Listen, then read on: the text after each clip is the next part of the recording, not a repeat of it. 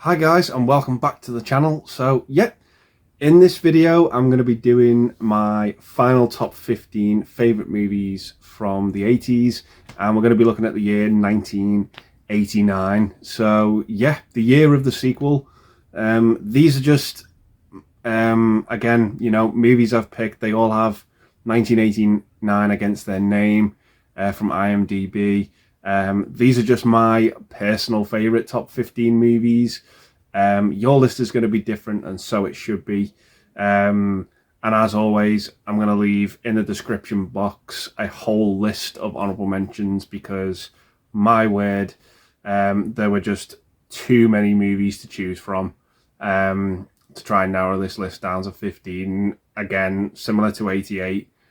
There could be another video on this covering another 15 movies because there were just, the quality was just, it was just there. There were just too many movies to choose from, but these are just my personal favourite top 15 from 89. So yeah, that being said, gonna kick it off with number 15.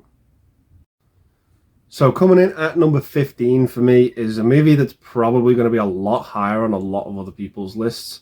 But for me, coming in at 15th place is James Cameron's The Abyss.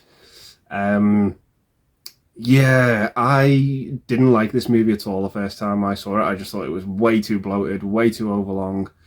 I didn't get it. I didn't connect with it. But on rewatch, I do like the movie a hell of a lot more. And I do like it a little bit more each time I do rewatch it. It just is a movie that I don't love, and I really, really want to, but I just can't do it. I like the movie at best. I really do like it, but I just don't love it. The setting of it is really cool. I really, really like the aesthetics of the movie. It looks awesome. There's one scene in particular where with Ed Harris that I just think is phenomenal. It's the best part of the movie for me. But again, there's just something about this movie that I can't get on board with, I can't connect with. But like I said, I do like it. I just don't love it. So yeah, coming in at number 15 for me is The Abyss. So coming in at number 14, we have When Harry Met Sally with Meg Ryan and Billy Crystal. This is one of the most famous rom-coms ever. I really enjoy this film. I really think that the two leads have great chemistry. It's all about sort of couples and finding the right person and the other couples that we meet along the way in the journey of this film. The two leads, like I said, they're just great in it. Billy Crystal and Meg Ryan, they're absolutely fantastic. Carrie Fisher's also in this as well. She's great in it. And yeah, the movie's just about these two people and their, the journey they go from and when their paths cross and how they sort of eventually do become a couple. And yeah, I just really like the movie, really have a good time at this one. So yeah, that is my number 14 pick, When Harry Met Sally. So coming in at number 13 for me is Weird Al in UHF, Ultra High Frequency. This is just one of those spoof movies that I just really enjoy. It goes a little bit under the radar. It's very much cut from the same cloth as movies like Airplane and The Naked Gun. I just have an absolute ball with this one. I really enjoy it. You don't see Weird Al in too many movies, and this is just one that I can really get on board with, really have a blast with. And yeah, just think the humour is great. It really works for me. Really enjoy it. And yeah, it's just an all-round fun movie. Like I said, if you like those types of movies, those comedies from the spoof genre, I think you'll really get something out of this one. So yeah, I just really enjoy it, really have a fun time with this one. So yeah, that is my number 13 pick, UHF. So coming in at number 12 for me, we have Patrick Swayze in Roadhouse. Just what a fun, over-the-top, silly action movie. It's just great. You've got Patrick Swayze as this bouncer, Rick Dalton, who's pretty much working at this bar, the Double Deuce, and there's just this evil guy who just wants to sort of take over the little town. And yeah, it's just fun. It's brawl after brawl after brawl. The fight sequence just go on to a point where it's exhausting. And yeah, the movie just never lets up. It has so many great one-liners in the film. The dialogue in it is just absurd and over the top and funny. And the villains are exactly the same, over the top and funny. And yeah, that's just the movie. It's so absurd, so ludicrous. And yeah, it's really, really enjoyable and just so entertaining. So yeah, that is my number 12 pick, Roadhouse. So coming in at number 11 for me is a bit more of a serious movie, and it is Tom Cruise in Born on the 4th of July. This for me, hands down, is Tom Cruise's best performance I have ever seen as Ron Kovic. This soldier went off to Vietnam and came back home to find that his what he was returning home to was very different from when he'd left it. And yeah, Tom Cruise is just the star of this movie. He hits it out of the park. It's a home run of a performance. Absolutely love it. It's one of Oliver Stone's best movies as well. I just have such a fantastic time watching this. If you just want to watch a movie with amazing acting, yeah, give Born on the 4th of July a go, because it's just, the acting's just top notch. And yeah, it's just a great Oliver Stone movie, like I said. Really, really enjoy this one. It's hard hitting at times. Like I said, Cruise just delivers on that performance. I can't emphasize that enough. Yeah, it's just a great all-round movie for me. So yeah, that is my number 11 pick, Born on the 4th of July. So cracking into the top 10 now. Next up at number 10, we have Dead Poet Society, starring Robin Williams. Yeah, again, this was not a movie I liked the first time I watched it. Really had to sort of give it some time to marinate and go back to it, give it a rewatch, and just thought it was absolutely brilliant. Pretty much Robin Williams stars as this this sort of English teacher who ends up going to this school and kind of connecting with some of the students there as he just kind of injects new life into the subject that he's teaching. And these boys at this school have never really had like a teacher like him, and they just really sort of connect with him. And yeah, some students do, some students don't. And the ending to this movie is just kind of like absolutely heartbreaking, as what you want to do as a student isn't necessarily what your parents want you to do, and you're kind of just stuck in that cage. But Robin Williams kind of just like sets them free in this movie, and yeah, it's really good. He's fantastic in it. He just gives an amazing performance in the film. You've never seen someone try and do an impersonation of John Wayne playing Hamlet. It's utterly insane, and I just love everything about it. So yeah, that is my number 10 pick, Dead Poet Society. So coming in at number 9 for me is a movie I don't see too many people talk about. I think this movie's absolutely fantastic, and it is The Unbelievable Truth, starring Robert John Burke. Yeah, this is just a great drama. I absolutely love it. It's pretty much follows this guy played by Robert John Burke, who's released from prison, and the town he goes to, there are so many rumors going about as to what he's been in prison for, and people just don't really take too kindly to him.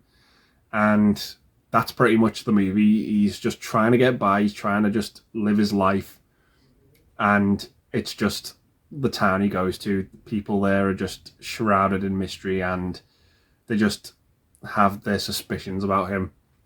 And yeah, it's just an all-round fantastic drama. I absolutely love this movie. So if you've not seen it, give this one a go. Don't let it go under your radar, because it really is worth your time. And I just really, really enjoy the movie. I just think it looks great, and the characters in this movie is great as well. So yeah, that is my number 9 pick, The Unbelievable Truth. So coming in at number 8 for me is John Cusack in Say Anything.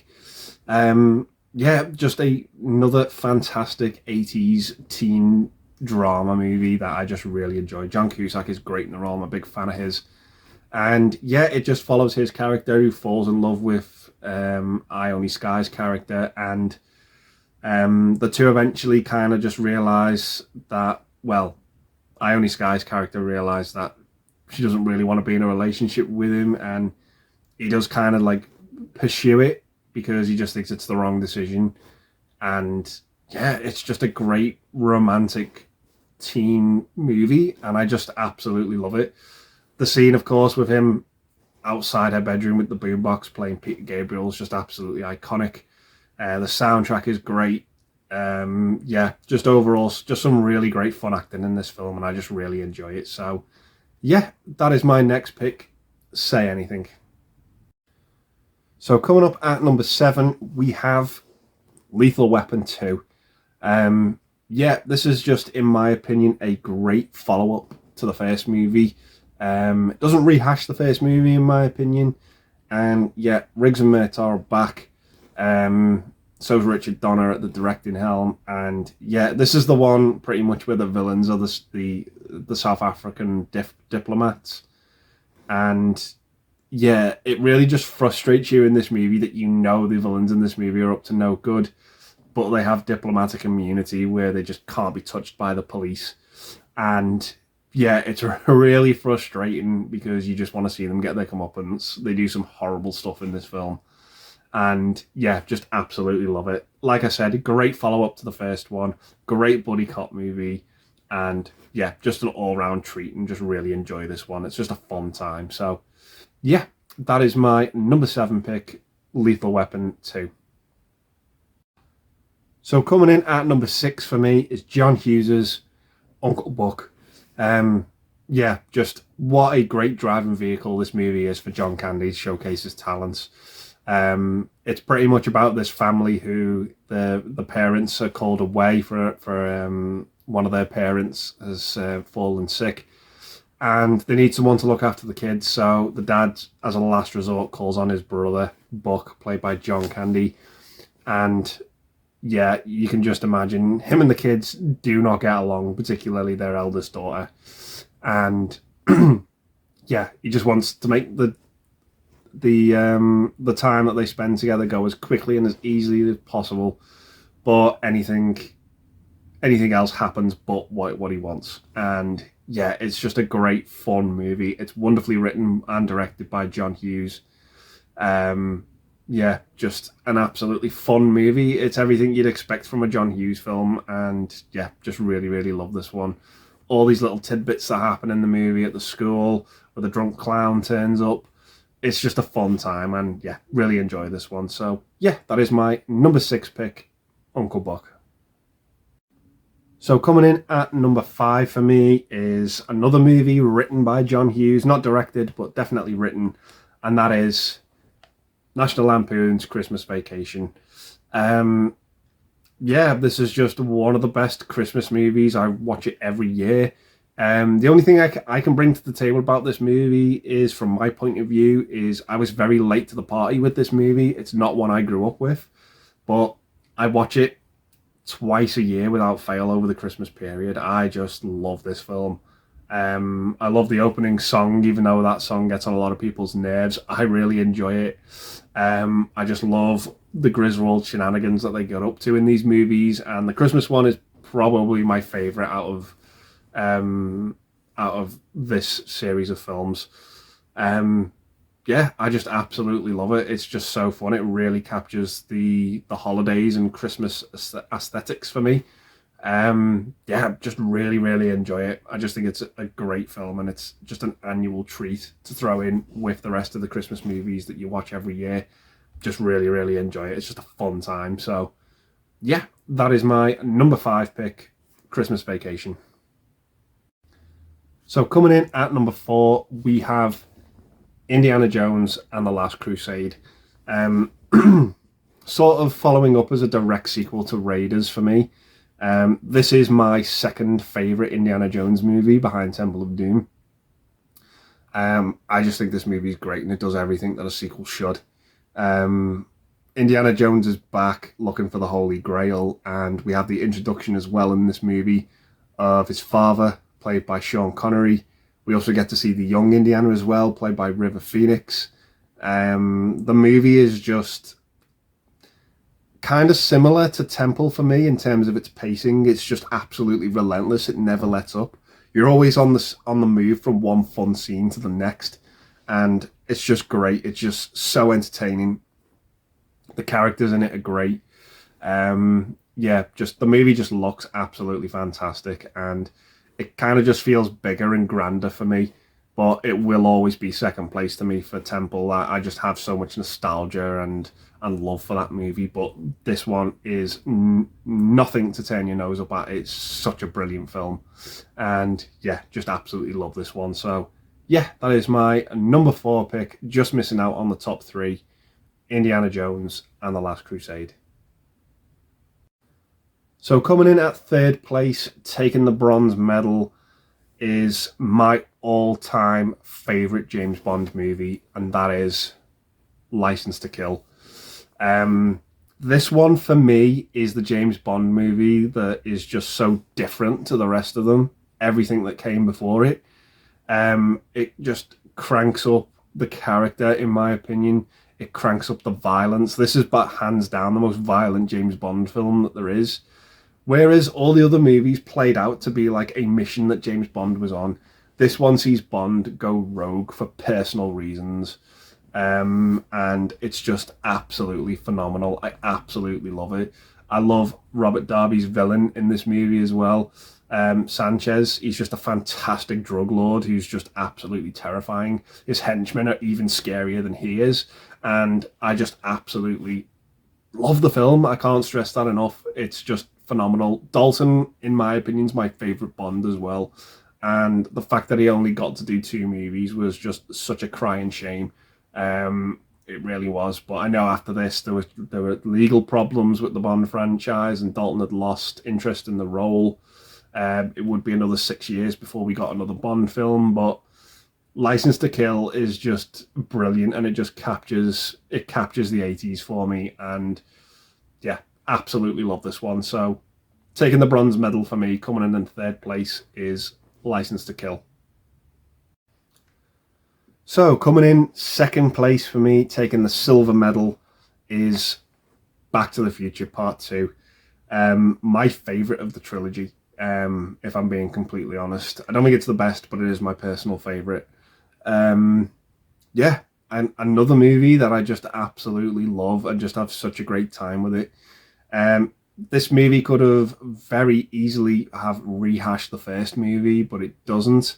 It makes a really clever decision of throwing us into the future in the movie's timeline, and yeah, it's just a lot of fun, that opening act where we're in the movie's future of 2015, and we have to spend time with his family. His kids get into trouble, and the movie just sort of then takes off from there with what Biff does, and Biff becomes the main villain. We go back in time again, and we use the plot from the first movie in a completely different way. And it's just so creative and so fun, and I just absolutely love it. It just follows the beat for beat blueprint that I think a trilogy should, that this second movie does. I think the first movie in a trilogy should be self-contained. The second movie should do something different, advance the characters, and end on a big cliffhanger. And the third movie should give you that really satisfying and conclusive ending. And that's what the Back to the Future trilogy does, in my opinion. And yeah, it's just a great sequel. Really leads into the third movie as well very nicely.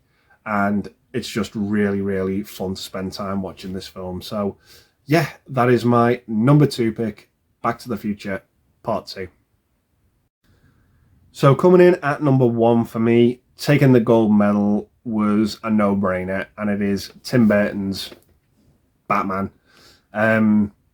Yeah, I can't remember watching this film for the first time ever. This movie has always been imprinted in my brain. It's just always been there as a memory. It's probably the one movie out of my entire collection I've seen the most times. I've probably, without exaggeration, maybe watched this 200-300 times. I just absolutely love the film. I just think it's great. Every chance I get to watch it, I do. I just love it. It's my favourite live-action Batman film. I love Danny Elfman's score in it. Jack Nicholson and Michael Keaton are fantastic as the hero and villain. Yeah, it's just an all-round amazing film, and I just love how it took this risk in being a completely dark superhero comic book movie. And yeah, I just think it's great. I can't praise the movie enough. I'm in love with this film. I just think it's amazing. Whether it holds up to not is down to you, but for me, it's a 10 out of 10 film. I just absolutely love it. I have a great time watching it, and I'll have a great time rewatching it in the future many more times. So yeah, just a brilliant film, an all-round fun time for me. So yeah, coming in at number 1, taking the top spot for 1989 for me, is Tim Burton's Batman. So yeah, those are my top 15 favourite movies from the year 1989. So yeah, that being said, as we come to the end of talking about the 80s, we've talked about 150 movies from this decade. I'm going to have to take a bit of a break and be back in September with this series, and we're going to be covering my top favourite films from each year of the 90s, which was the decade I was born in, and I just have an absolute... going to have so much fun looking over movies and choosing which ones are going to make my lists, because it's probably my second favourite decade for films, and yeah, just going to be an all-round fun time, so stick around for that. And yeah, I'll leave this video here and say thanks very much for watching, guys. Stay safe, and I'll see you in the next one. Bye for now.